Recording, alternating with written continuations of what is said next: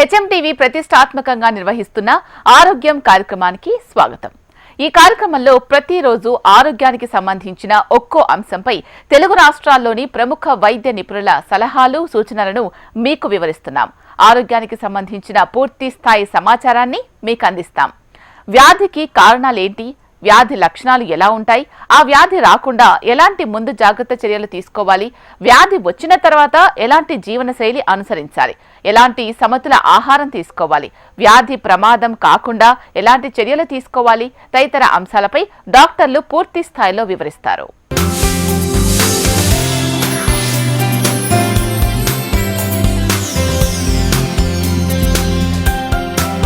ఈరోజు ఆరోగ్యం కార్యక్రమంలో బ్రెయిన్ స్ట్రోక్ గురించి తెలుసుకుందాం. అదే పక్షవాతం ఎంతటి ప్రమాదకరమైంది, మన జీవితంలో ఎలాంటి మార్పులు తీసుకొస్తుందో చర్చిద్దాం. బ్రెయిన్ స్ట్రోక్ లక్షణాలు మనం గుర్తించలేకపోయినా అది మన ఆరోగ్యాన్ని ఎలాంటి ప్రభావితం చేస్తుందో తెలిస్తే చాలా భయానకంగా ఉంటుంది. బ్రెయిన్ స్ట్రోక్ అంటే బ్రెయిన్ కు రక్తం సరిగ్గా సరఫరా కాకపోవడం లేదా బ్రెయిన్ కు చేరే రక్తనాళాలు చిట్లడం వల్ల బ్రెయిన్ స్ట్రోక్ వస్తుంది. బ్రెయిన్ స్ట్రోక్ అత్యవసర పరిస్థితి. బ్రెయిన్ స్ట్రోక్ వచ్చిన మొదటి 3 గంటలు ఎంతో కీలకమైనవి. ఈ అవర్స్ ను గోల్డెన్ అవర్స్ అంటారు.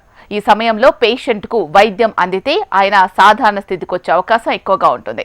లేట్ అయిన కొద్దీ ప్రమాదం కూడా పెరుగుతుంది.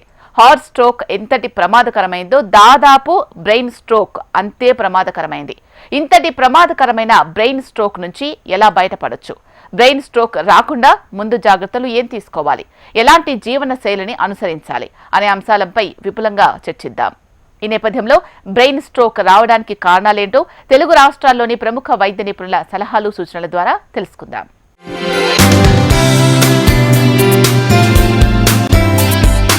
బ్రెయిన్ ట్యూమర్ అనేది సాధారణంగా 1,00,000 జనాభాలో 4 నుంచి 5 వస్తుంది.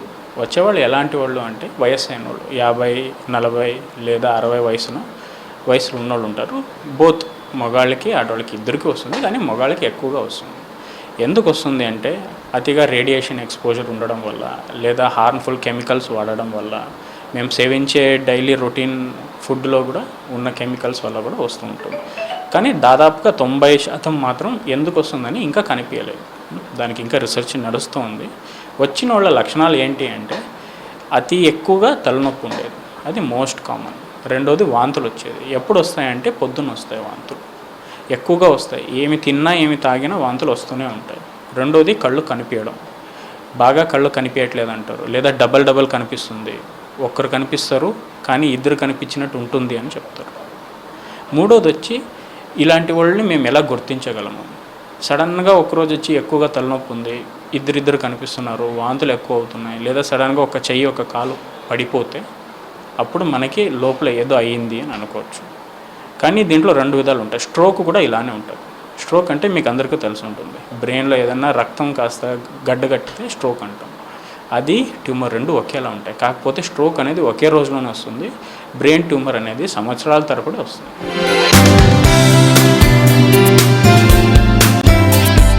మనకి చాలా అతి తీవ్రతంగా రావడం, ఒకసారి రోజు రావచ్చు, వారానికి ఒకసారి రావచ్చు. వచ్చిందంటే ఒక 2 to 3 days చాలా ఇబ్బంది పెట్టి సౌండ్ పడకపోవడం, లైట్ పడకపోవడం, వాంతులు అవ్వడం, ఒకసారి తల తిప్పడం, ఒకళ్ళు చూస్తే ఇద్దరిద్దరు కనిపించినట్టు అనిపించడం, వాంతి అయితే కానీ తలనొప్పి తగ్గకపోవడం, వాటి యొక్క ముఖ్యమైనటువంటి లక్షణాలు.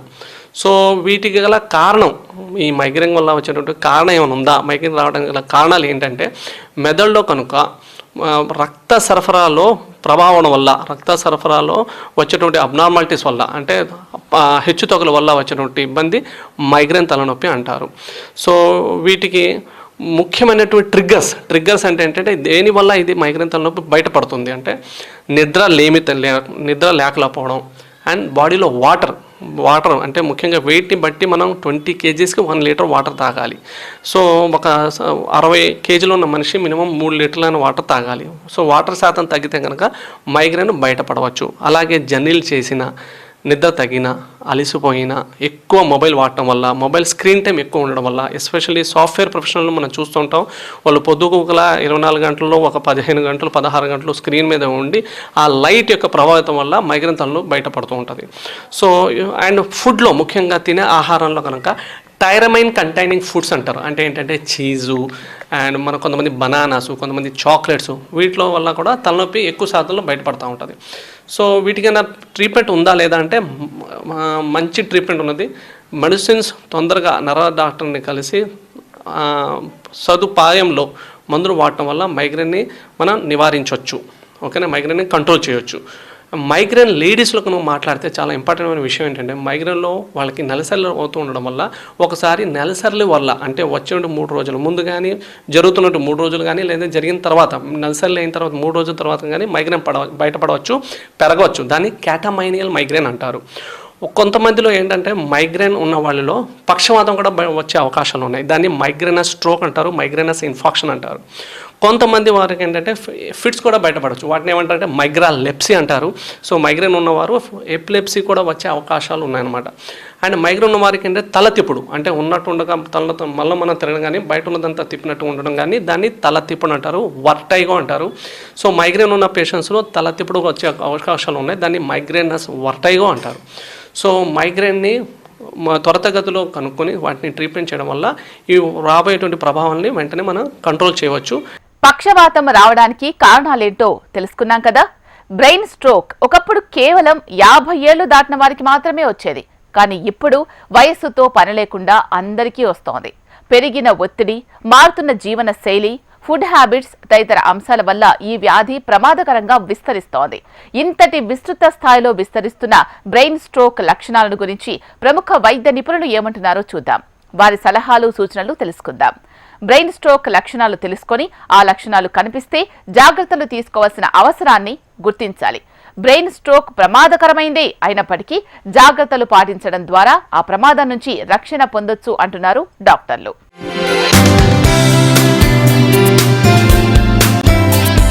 వ్యాధి లక్షణాలు మైగ్రేన్లో నేను ముందు చెప్పినట్టుగా మైగ్రేన్ ఉన్న వారిలో ఒకవైపు నొప్పి, పార్ష్ నొప్పి, ఒకవైపు నొప్పి రావడం, ఒక రైట్ సైడ్ కానీ లెఫ్ట్ సైడ్ కానీ వచ్చి ఆ తలనొప్పి తీవ్రంగా వచ్చి ఆ వాంతులు అవ్వడం, తలతిప్పుడు రావడం, ఒకళ్ళు చూస్తే డబల్గా రావడం, ఒకవైపు చేయికాలు కానీ ఎడమవైపు, కుడివైపు కానీ ఎడమవైపు కానీ చేయికాలు ముద్దుబారటం, తిమ్మిరిగా ఉండడం, లాగుతుండడం, నీరస పడిపోవడం, చాలా నిస్సత్తువ, ఎటువంటి బలం లేకుండా ఇంకా మనం చేసే పని ఏదైతే ఏ పని చేస్తున్నాం లైక్ రాయేసే వాళ్ళు పని చేసే వాళ్ళకి పని చేయకుండా వెళ్ళి పడుకుంటే కానీ అంటే లైటింగ్ లేకుండా డార్క్ రూమ్స్లో ఉంటే కానీ తలనొప్పి తగ్గదనమాట.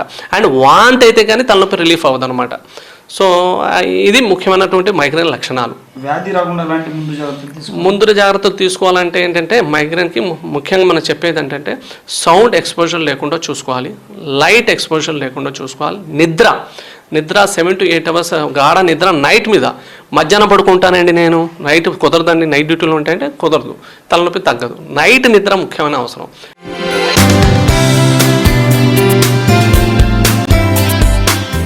అభద్రతా భావం ఇవన్నీ ఎప్పుడైతే వస్తాయో మీలో హార్ట్ రేట్ మారుతుంది.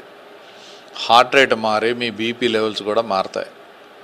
యాంగ్జైటీ లెవెల్స్ ఇవన్నీ పెరిగి మీ బీపీలు పెరిగి ఇవన్నీ పెరగడం వల్ల రక్తనాళాలు బ్రెయిన్లో చిన్న రక్తనాళాలు ఉంటాయి, అవన్నీ పగిలి అందులో బ్లీడింగ్ ఇదంతా వచ్చి బ్రెయిన్ క్లాట్స్ రావడం ఇవన్నీ జరుగుతాయి. సో బ్లడ్ ప్రెషర్ ఉండే వాళ్ళు కంపల్సరీ బ్లడ్ ప్రెషర్ కంప్లీట్గా కంట్రోల్లో ఉంచుకోవాలి. అండ్ ఎమోషనల్ అప్సెట్స్ లేకుండా జాగ్రత్తగా చూసుకోవాలి. సో ఇవన్నీ మూడ్ చేంజెస్ వల్ల మనకి ఇవన్నీ అగ్రవేట్ అవుతాయి. మీకు వచ్చేటప్పుడు మీకు గుండె ఎక్కువగా కొట్టుకోవడం అనేది నార్మల్గా మన గుండె కొట్టుకోవడం మనకు తెలియదు. మన గుండె కొట్టుకోవడం అనేది మనకు తెలుస్తుందంటే that is an abnormal thing. That is one thing. And second thing is severe headache మీకు వస్తుంది. ఆ హెడేక్ సెన్సేషన్ ఉంటుంది. ఆ హెడేక్ తగ్గట్లేదు, దేనికి తగ్గట్లేదు అంటే మీరు ఆలోచించాలి. Then nausea and vomiting sensation లాగా మీకు ఫీలింగ్ వస్తుంది. ఈ నాసియా అండ్ వామిటింగ్ సెన్సేషన్ వస్తే మీకు డెఫినెట్గా. అండ్ ఫోకల్ ట్విచ్చింగ్స్, ఒక ఏరియా మీకు తెలియకుండానే ఇన్వాలంటరీగా కొట్టుకోవడం అనేది జరుగుతూ ఉంటుంది. సో అటువంటివి ఏమైనా జరిగితే ఇమ్మీడియట్గా డాక్టర్ని సంప్రదించాలి. సో మీ నడకలో తేడా వచ్చింది అంటే మీకు ప్రాబ్లం. మీ చేతి గ్రిప్లో మీకు తేడా వస్తుంది. ఇవన్నీ వస్తే డెఫినెట్గా మీకు సివిఏ వస్తుందని మీకు అర్థమవుతుంది. మీరు ఇమ్మీడియట్గా డాక్టర్ దగ్గరికి వెళ్ళి మీరు ట్రీట్మెంట్ తీసుకోవాల్సిన అవసరం ఉంటుంది. ఆయిలీ ఫుడ్స్ డెఫినెట్గా అవాయిడ్ చేయాలమ్మా, compulsory. That leads to gastritis and అన్ని unwanted things and spicy foods ఇవన్నీ మీరు తగ్గించుకోవాలి డెఫినెట్గా. అండ్ టైమ్లీ భోజనం చేయాలి. చాలామంది టైమ్లీ భోజనం చేయరు, నైట్ హెవీగా తింటారు, మధ్యాహ్నం తక్కువగా తినడం అట్లా ఉంటుంది. అలా చేయకూడదు. So diet must be, you have a breakfast like a king and lunch must be like A normal person and dinner must be like A beggar. So అట్లా మీరు మీ డైట్ మీరు మెయింటైన్ చేసుకుంటే మీరు డెఫినెట్గా మీకు ఈ ఇబ్బందులన్నీ తగ్గుతాయి. ఇంతకుముందు పూర్వకాలంలో మన వాళ్ళు ఏ పని చేయడానికన్నా ఇబ్బంది ఉండేది కాదు, చక్కగా పని చేసేవారు, అన్నీ చేసుకునేవారు. ప్రజెంట్ మనకు ఉండేవన్నీ ఏ జాబ్లోకి వెళ్ళినా టార్గెట్ ఓరియంటెడ్గా ఉంటున్నాయి. సో ఈ టార్గెట్ రీచ్ అవ్వకపోతే మనకి ఏమవుతుంది, ఈ టార్గెట్ చేయకపోతే మనకి ప్రమోషన్ రాదేమో, ఈ టార్గెట్ చేయకపోతే ఇది అవ్వదేమో, ఈ స్ట్రెస్ యువతలో చాలా ఎక్కువగా ఉంది. ఎస్పెషల్లీ ఈ సాఫ్ట్వేర్ పీపుల్ ఇది వీళ్ళంతా వచ్చాక తర్వాత. సో ఈ స్ట్రెస్ అనేది వాళ్ళకి ఎంతవరకు వాళ్ళ పని చేయగలరు అనేది వాళ్ళు గుర్తెరిగి అంతవరకు మాత్రమే ఆ వర్క్లో ఉండి తర్వాత ఆ స్ట్రెస్కు లోనవ్వకుండా మనం వేరే పని ఏదైనా మనం చేసుకోగలిగితే యాక్చువల్గా ఈ స్ట్రెస్ చాలా వరకు తగ్గుతుందమ్మా. యువత మ్యాక్సిమం లోనేది అన్వాంటెడ్ ఎడిక్షన్స్, ఇప్పుడు గంజాయి, ఇష్టం వచ్చినట్టు ఆల్కహాల్, ఇవన్నీ వాళ్ళ నిరంతర చర్యలన్నీ అబ్నార్మల్గా ఉన్నాయి. అబ్నార్మల్గా లేకుండా మంచిగా బిహేవియరల్ ప్యాటర్న్స్ అన్నీ మంచిగా మనం చేసుకొని ఈ చెడు వ్యసనాలకు దూరంగా ఉంటే డెఫినెట్గా వీళ్ళ స్ట్రెస్ తగ్గుతుంది. బ్రెయిన్ స్ట్రోక్ లక్షణాల గురించి ప్రముఖ డాక్టర్లు చెప్పిన సూచనలు సలహాలు విన్నారు కదా. అయితే పక్షవాతం రాకుండా మనం ఎలాంటి జాగ్రత్తలు తీసుకోవాలి? షుగర్, బీపీ, గుండె జబ్బులు ఉన్నవారు బ్రెయిన్ స్ట్రోక్ రాకుండా కొన్ని జాగ్రత్తలు తీసుకుంటే ఈ వ్యాధికి చెక్ చెప్పొచ్చు. ఈ నేపథ్యంలో ఆరోగ్యం కాపాడుకోవడానికి ఎలాంటి ఎక్సర్సైజులు చేయాలి, వాకింగ్ చేయాలి, ఆహారం తీసుకునేటప్పుడు ఎలాంటి జాగ్రత్తలు తీసుకోవాలి తదితర అంశాలపై ప్రముఖ వైద్య నిపుణుల సూచనలు సలహాలు ఇప్పుడు చూద్దాం.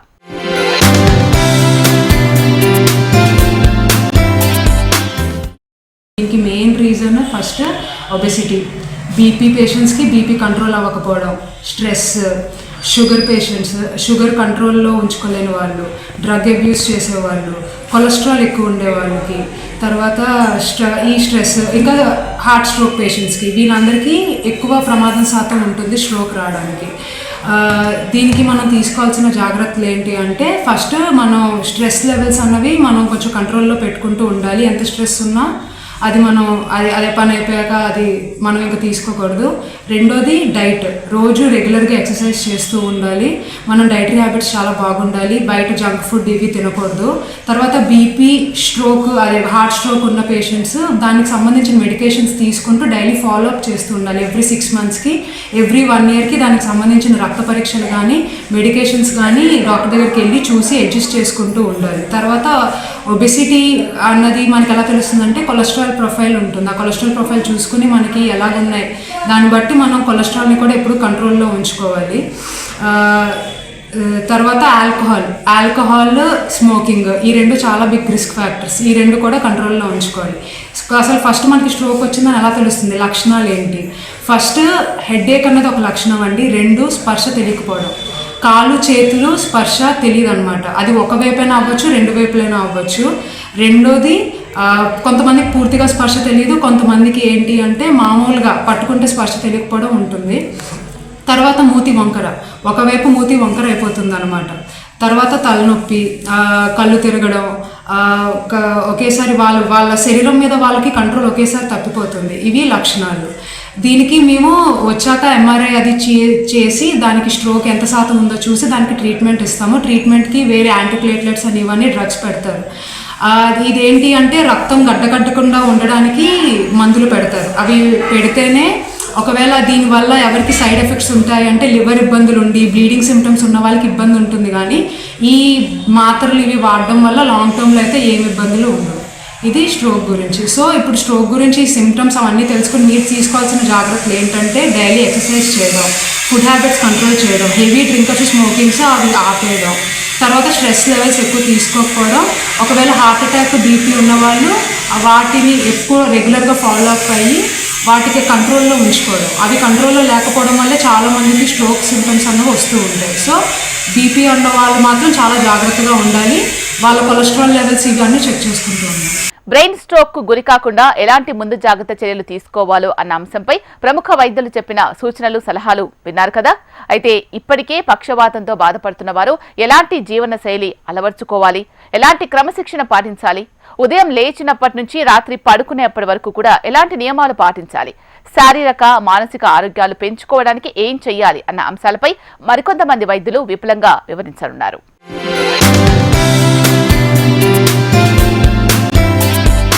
మందు, సిగరెట్ ఇలాంటి అలవాట్లు ఉంటే మానేసేయాలి. ఇది ఎలా కనిపెట్టొచ్చు అంటే కొంతమందిలో ఒక కాలు చేయి లాగడం, కొంతమందిలో మూతి వంకర అవ్వడం, కొంతమందిలో తూలు రావడం, కొంతమందికి కళ్ళు సరిగ్గా కనిపించకపోవడం, ఇలా చాలా రకాలుగా మనకు తెలియచ్చు. ఇలా పక్షవాతం ఏమైనా లక్షణాలు కనిపిస్తే వెంటనే హాస్పిటల్కి తీసుకెళ్ళి హాస్పిటల్లో ఐదర్ సిటీ స్కాన్ కానీ ఎంఆర్ఐ స్కాన్ కానీ చూసి లోపల రక్తనాళాలు చిట్లినాయా లేదా రక్తం గడ్డ కట్టిందా దాన్ని బట్టి చూసి ట్రీట్మెంట్ అనేది ఉంటుంది. సో ఒకసారి ట్రీట్మెంట్ స్టార్ట్ చేశాక అది జీవితాంతం వాడుకోవాల్సి ఉంటుంది. ఇంకా ఫిజియోథెరపీ చేయించుకోవాలి. డాక్టర్ చెప్పినంతకాలం ఫిజియోథెరపీ చేయించుకుంటూ జీవితాంతం మందులైతే తప్పనిసరిగా వాడాల్సి ఉంటుంది. దాంతోపాటు మంచిగా డైట్ తీసుకుంటూ అన్ని వెజిటబుల్స్, ఫ్రూట్స్, ఇంకా మీ డాక్టర్ గారు చెప్పినంత డైట్ తీసుకుంటూ ఎక్సర్సైజ్ చేయాలి. ఫిజియోథెరపీతో పాటు వారానికి ఒక 5 రోజులు 30 నిమిషాలు ఎక్సర్సైజ్ చేస్తూ ఉండాలి. ఇవన్నీ జాగ్రత్తలు తీసుకుంటూ ఫిజియోథెరపీ తీసుకుంటే కొంతమందికి మొత్తం రావచ్చు.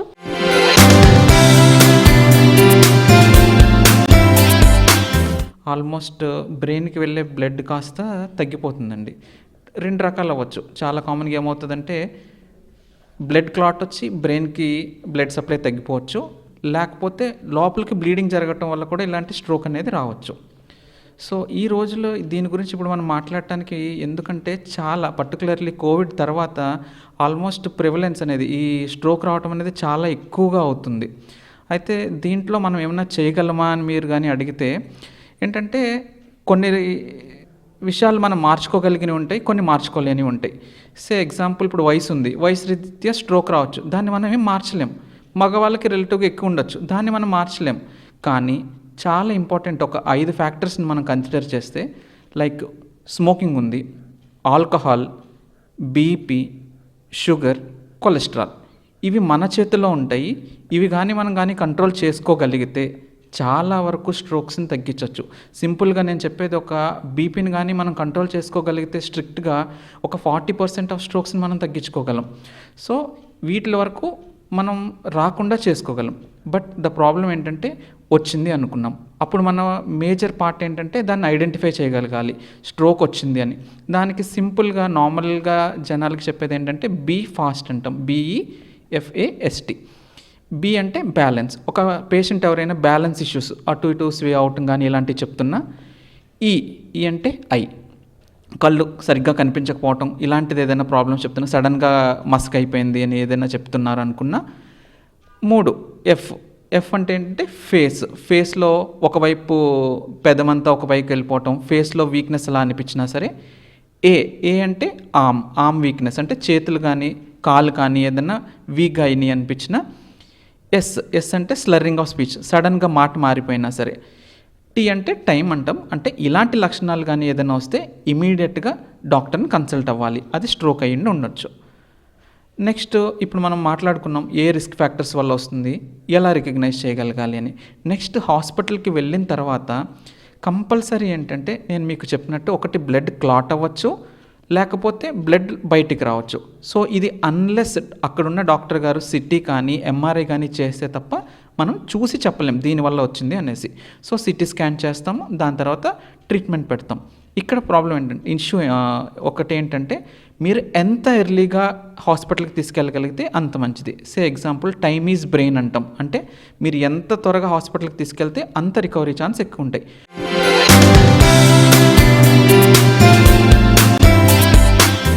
Food habits should be perfect. Timely food తినడం, వాట్ ఎవర్ థింగ్ ఈట్.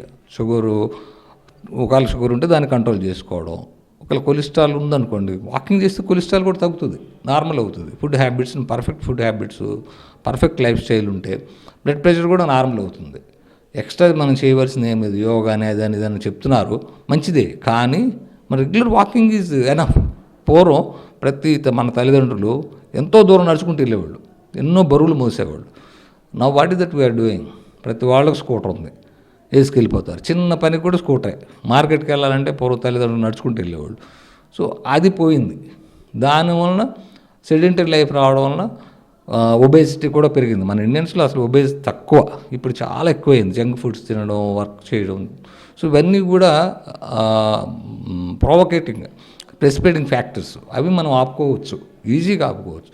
తర్వాత బీపీ, డెఫినెట్ బీపీ వచ్చింది అనుకోండి, ఏమైంది, ఒక మాత్ర వేసుకుంటాం. అది కూడా ఏదో మాత్ర వేసుకుంటే అది ఏదో మంచిది కాదు, దానికి సైడ్ ఎఫెక్ట్స్ ఉంటాయి. మనకు ఉందే బీపీ వచ్చింది, దానికి ఒక మాత్ర వేసుకుంటే నష్టం ఏంటి? మనం చేసే పనులన్నీ సైడ్ ఎఫెక్ట్స్ ఉంటాయి. అదే కదా, మనం టీ పది తాగుతాం, మందు తాగుతాం, సిగరెట్ తాగుతాం, చాలామంది చాలా చేస్తారు. మరి అవన్నీ మంచిది కాదు కదా. But still they are doing it. Food కూడా చాలా, కొంచెం నచ్చితే ఎక్కువ కూర తింటాం, నచ్చితే పప్పు ఎక్కువ, అన్నీ ఎందుకు ఎక్కువ ఎక్స్ట్రా తింటున్నాం మనం నచ్చితే. అలాగే ట్యాబ్లెట్ ఒకటి వేసుకుంటే నష్టం ఏంటి? ట్యాబ్లెట్ వేసుకోకూడదు, బీపీ మాత్ర వేస్తే అది ఇది ట్యాబు లాగా, అది తప్పు. ఒకసారి బీపీ ఉందనుకున్న మాత్ర వేస్తాం, ఒక మాత్ర వేస్తే పెరాలసిస్ రాకుండా ఆపుతుందట. దట్ వాజ్ ట్రయల్ చెప్తుంది. ఒక్క ట్యాబ్లెట్, ఏదో ఒక ట్యాబ్లెట్ వేసినా బీపీని నార్మల్ చేస్తే పెరాలసిస్ రాదని. సో ఆ భయం అది వదిలేయాలి. ఒకసారి డాక్టర్ గారు చూపించుకుని బీపీ ఉందంటే బీపీ మాత్రం వాడతాం. ఎథెరోస్క్లెరోసిస్ ఉందనుకోండి, దానికి సంబంధించిన మందులు వాడితే వాడతాం, లేకపోతే లేదు. సో కాబట్టి basic problem is hyper tension. Atherosclerosis వచ్చి రక్తనాళాలు బ్లాక్ అవ్వచ్చు, రక్తనాళాలు రప్చర్ అవ్వచ్చు బ్రెయిన్లో. అది యాంటీరియర్ స్ట్రోక్ అంటాం. పోస్టీరియర్ స్ట్రోక్ అని ఇంకోటి ఉంది. పోస్టీరియర్ స్ట్రోక్లో పెరాలసిస్ రాదు, కానీ క్రేనియల్ నర్వ్స్ ప్రాబ్లం వస్తుంది, ఫిట్స్ రావచ్చు, తల విసురు రావచ్చు. సో ఈ లక్షణాలు కూడా స్ట్రోక్ కిందే వస్తాయి. అది యాంటీరియర్ స్ట్రోక్, పోస్ట్ స్ట్రోక్ రెండుగా విభజించారు. పోస్టీరియర్ స్ట్రోక్ పెరాలసిస్ కాదులే అనుకోవడానికి లేదు. అది హైపర్ టెన్షన్ వల్ల స్ట్రోక్, ఒక పోస్టీరియర్ స్ట్రోక్ అంటాం. అది తల విసురుతుంది, తర్వాత కళ్ళు తిరిగి పడిపోవచ్చు, తలనొప్పి రావచ్చు, తర్వాత మాట తేడా రావచ్చు, తర్వాత ఫిట్స్ కూడా రావచ్చు. సో ఇదంతా పోస్టీరియర్ సర్క్యులేటరీ స్ట్రోక్లో వచ్చే సిమ్టమ్స్, అంటే కంప్లైంట్లు అవి. అంతేగాని ఇదేం కాదు, పెరాలసిస్ సంబంధం కాదు అని అనుకోవడం తప్పు. సో యాంటీ స్ట్రోక్లు అయితే నీకు ఒక కాలు చేయి పడిపోదు, ఒక సైడ్. అదే పోస్టీరియర్ సైడ్లో ఫిట్స్ రావచ్చు, తలనొప్పి రావచ్చు, తల విసురు రావచ్చు. సో ఈ లక్షణాలు, చిన్న లక్షణాలు మనిషికి ఒక చేయి నీరసంగా ఉన్నట్టు కనిపించిన వెంటనే డాక్టర్ దగ్గరికి వస్తుంది. దాన్ని ఆపచ్చు మనం. ఇమీడియట్గా ట్యాబ్లెట్ వాడి, బీపీ మాత్ర, తర్వాత యాంటీ ప్లేట్లెట్స్ అంటాం, అవి వాడితే వెంటనే ఆ స్ట్రోక్ని మనం ఆపచ్చు, అంటే ఫర్దర్గా డెవలప్ అవ్వకుండా. అది నెగ్లెక్ట్ చేయకూడదు. అది డెఫినెట్గా దేవుడో ఎవరో మీకు వెళ్ళు నీకు ఇది ప్రాబ్లం రాబోతుందని చెప్తుంది. అంటే మన బాడీ మనకు సంకేతం ఇస్తుంది, ప్లీజ్ గో, వెళ్ళి డాక్టర్ చూపించుకుని మందులు వాడని. అంటే అంతే కదా, మన బాడీ ఈజ్ గాడ్, మన ఆత్మే మనకు చెప్తుంది. ఎవరో వచ్చి చెప్పాల్సిన అవసరం లేదు.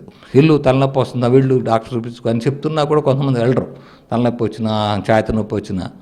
సో అది మనకు చెప్తుంది, నీకు ప్రాబ్లం రాబోతుందని బాడీ ఇండికేట్ చేస్తుంది. ఆ టైంలో టక్కున దగ్గరున్న మంచి డాక్టర్ దగ్గరికి వెళ్ళి చూపించుకుని మందులు వాడుకుంటే దాన్ని we can definitely prevent paralysis. Brain stroke వచ్చి నార్మల్ అయి మందులు వాడుతూ ఉన్నవారు డాక్టర్లు చెప్పిన జీవనశైలి పాటిస్తుంటే ఆరోగ్యం సేఫ్ గా ఉన్నట్లే లెక్క. అంతేకాదు ప్రతిరోజు వ్యాయామం క్రమ పద్ధతిలో చేయాలి. కనీసం 40 నిమిషాల పాటు వాక్ చేయాలి. నడక కంటే జాగింగ్ ఎక్కువ మేలు చేస్తుంది. అలాగే సరైన నిద్రపోవాలి. ఆహారాన్ని మితంగా తినాలి. అంతేకాదు సమతుల ఆహారాన్ని కూడా తీసుకోవాలి.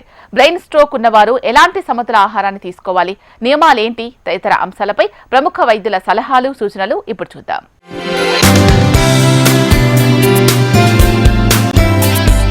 మనం కొన్ని డ్రగ్స్, థ్రాంబోలైసిస్ అని అలాంటి ఆప్షన్స్ ఉంటాయి కొన్ని స్ట్రోక్స్లో. సో ఇదొకటి.